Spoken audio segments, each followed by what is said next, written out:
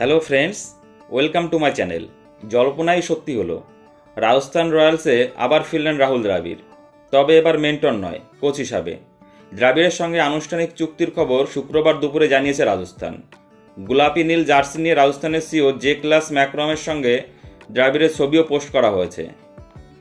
বেঙ্গালুরুতে দ্রাবিড়ের শহরে গিয়ে চুক্তি সই হয়েছে বলে খবর। নতুন দায়িত্ব নিয়ে দ্রাবিড় বলছেন, বিশ্বকাপের পর আরও একটা চ্যালেঞ্জ নেওয়ার জন্য এটাই আদর্শ সময় বলে আমার মনে হয়েছে, আর সেই কাজের জন্য নিখুঁত দল রাজস্থানী। ক্রিকেটার হিসাবে রাজস্থানের হয়ে খেলেছিলেন দ্রাবিড়, নেতৃত্ব দিয়েছিলেন তিনি। এবার রাজস্থানের কোচের ভূমিকায় দেখা যাবে তাকে। 2012 সাল এবং 2013 সালে আইপিএলে রাজস্থানের অধিনায়ক ছিলেন দ্রাবিড়। 2014 এবং 15 সালে রাজস্থানের মেন্টর হিসেবে কাজ করেছেন রাহুল।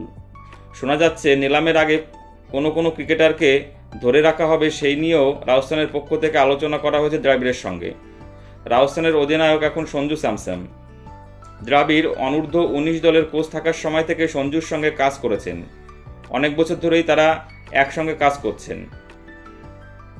2011 সাল থেকে ভারতীয় দলের কোচ ছিলেন দ্রাবিড়। তার প্রশিক্ষণে ভারত টি-20 বিশ্বকাপ জিতেছে, একদিনের বিশ্বকাপ ফাইনাল খেলেছে এবং বিশ্ব টেস্ট চ্যাম্পিয়নশিপ ফাইনাল খেলেছে।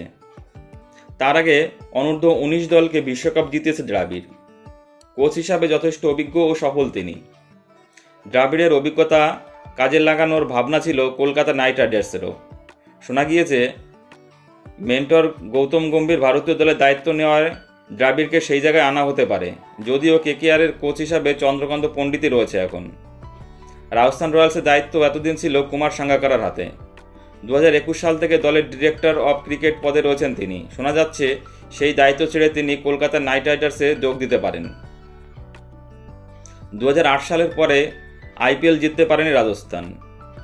2022 সালে ফাইনালে উঠলেও তারা হেরে গিয়েছিল গুজরাট টাইটান্সের বিরুদ্ধে। 2023 সালে প্লে অফে উঠতে পারেননি তারা। এবছর আইপিএলে প্লে অফে উঠেও দ্বিতীয় কোয়ালিফায়ার থেকে বিদায় নিতে হয়েছে তাদের।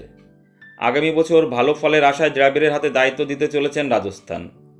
বন্ধুরা, তোমাদের কি মনে হয়, রাহুল দ্রাবিড়ের তত্ত্বাবধানে রাজস্থান রয়্যালসের এই খরা কি কাটতে চলেছে? প্লিজ কমেন্টস করে জানাবে। আর চ্যানেলটি ভালো লাগলে অবশ্যই লাইক, কমেন্টস এবং শেয়ার করে দিও এবং চ্যানেলটি সাবস্ক্রাইব করে দিও বন্ধুরা। সকলে ভালো থেকো, ধন্যবাদ।